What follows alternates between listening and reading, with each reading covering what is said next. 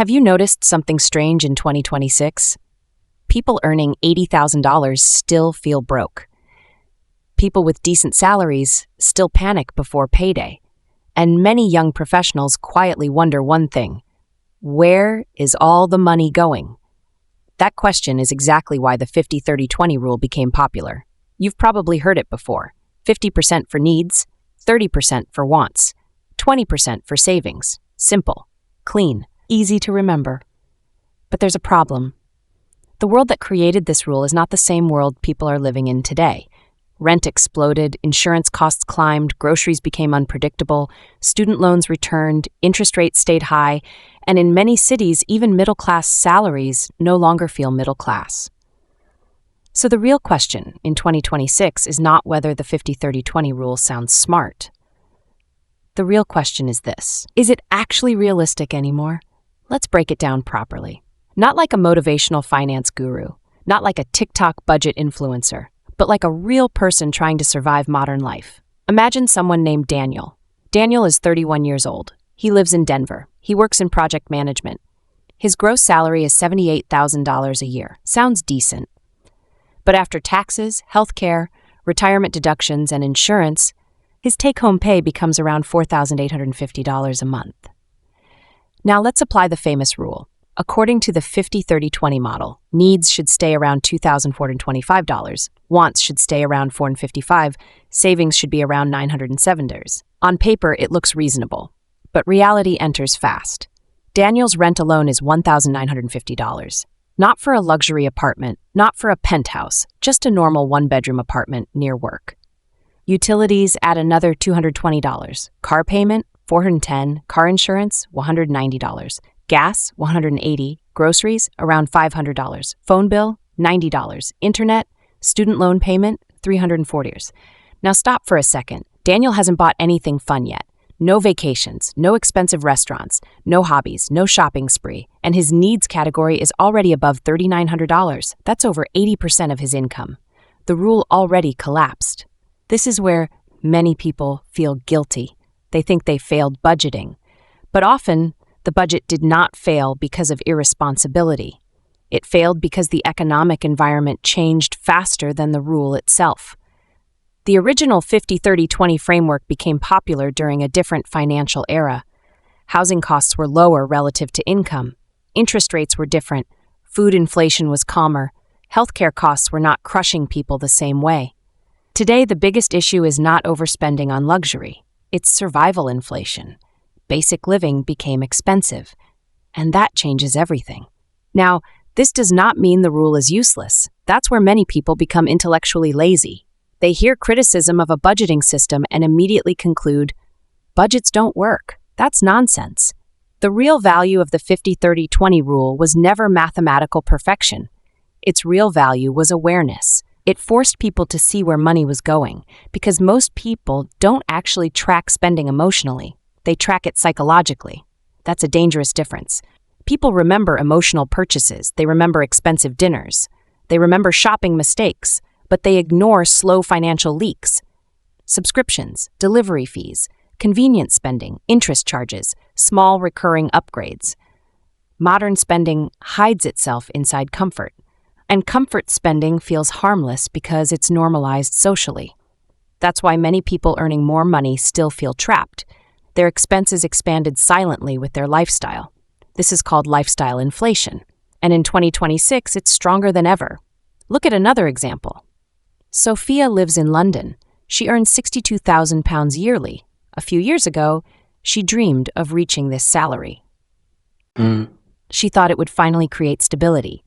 But after rent, transportation, taxes, rising energy bills, and debt payments, she still checks her banking app anxiously every week. Why? Because higher income often creates higher expectations. Not just personal expectations, social expectations. Better apartment, better clothes, better vacations, better restaurants, better technology. And social media quietly amplifies all of it. In 2026, people are not only comparing themselves to neighbors anymore. They compare themselves to thousands of curated lifestyles online every day. That changes spending psychology massively. People no longer buy only for utility. They buy for emotional identity. A car is not transportation anymore. It becomes status. A coffee is not just coffee. It becomes routine therapy. A vacation is not rest. It becomes proof that life is going well. This is why budgeting feels emotionally difficult for many people, because budgeting is not just math. It is behavior correction, and behavior correction feels uncomfortable, especially when the entire culture encourages consumption constantly. Now here's where the 50-30-20 rule still matters, not as a strict law, but as a diagnostic tool. Think of it like a financial health scan. If your needs category reaches 75 or 80%, that tells you something important immediately. Your fixed costs are probably too high, and fixed costs are dangerous because they reduce flexibility. A person spending heavily on random shopping can adjust quickly. A person locked into high rent, debt payments, and financing contracts cannot. This is why financially stable people often focus more on reducing fixed expenses than cutting tiny pleasures, because one housing decision affects years of cash flow. One car loan affects years of stress. One high-interest debt decision affects years of freedom. The internet loves giving extreme advice. Stop buying coffee. Cancel Netflix. Never eat out. But small cuts rarely solve large structural problems. Housing matters more. Transportation matters more. Debt interest matters more. A person saving $120 monthly from coffee but overspending $900 on housing is focusing on the wrong battlefield entirely. This is where the modern version of budgeting becomes more realistic. Instead of forcing exact percentages, many financial planners now focus on flexible ranges. Maybe your reality looks more like this: 60% needs, 20% wants, 20% savings, or maybe temporarily 70% needs, 15% wants, 15% savings. That is still far better than financial chaos, because consistency matters more than perfection. People destroy themselves trying to follow unrealistic financial advice perfectly, then they quit entirely after one bad month. Real financial progress usually looks boring.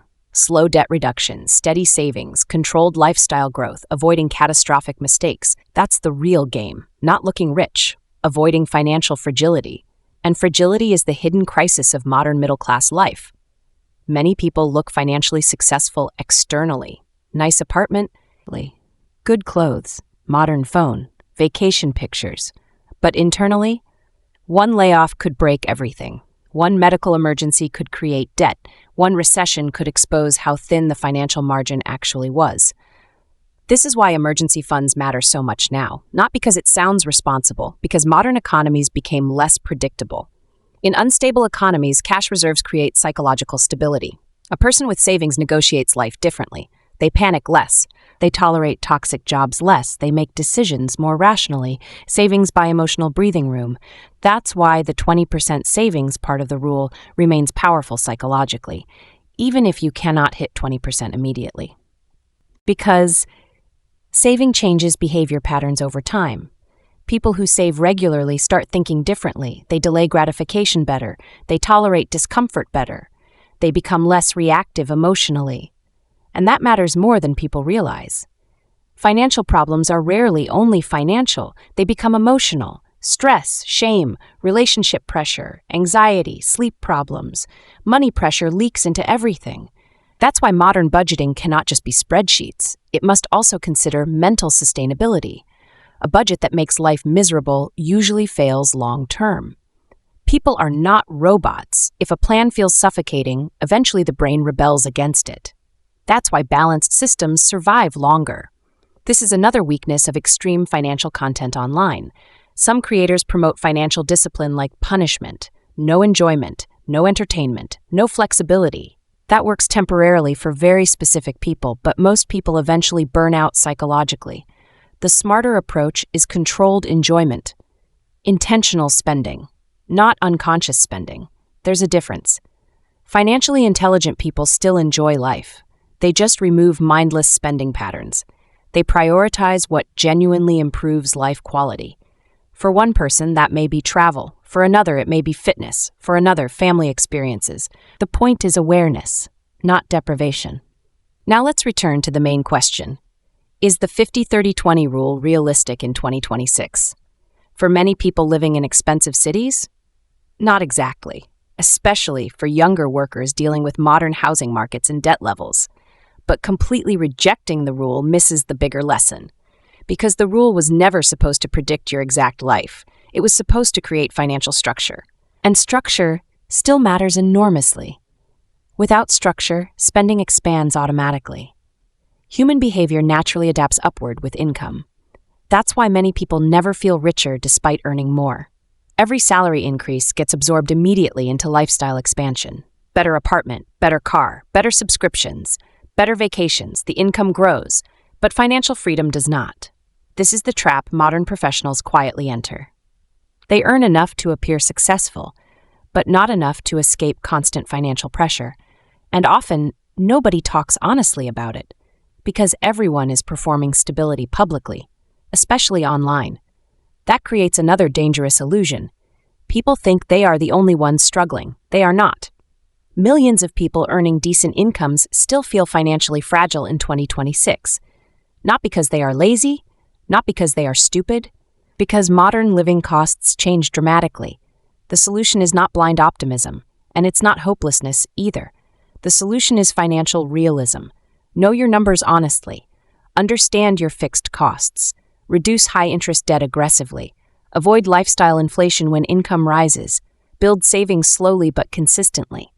And most importantly, stop using other people's visible lifestyles as proof of financial success. Because many people displaying wealth are financing appearances with stress. Real financial stability often looks quieter, less flashy, less performative, less impressive online, but far stronger underneath. That's the part many people discover too late. The goal is not looking rich in 2026. The goal is becoming difficult to financially destroy. And that requires something much deeper than a budgeting formula. It requires awareness, discipline, flexibility, and emotional control around money. The 50-30-20 rule can still help with that. Just don't treat it like universal truth. Treat it like a starting framework. Then adjust it honestly to the reality of your own life. Because the smartest budget is not the one that looks perfect online, it's the one you can actually survive with consistently in the real world.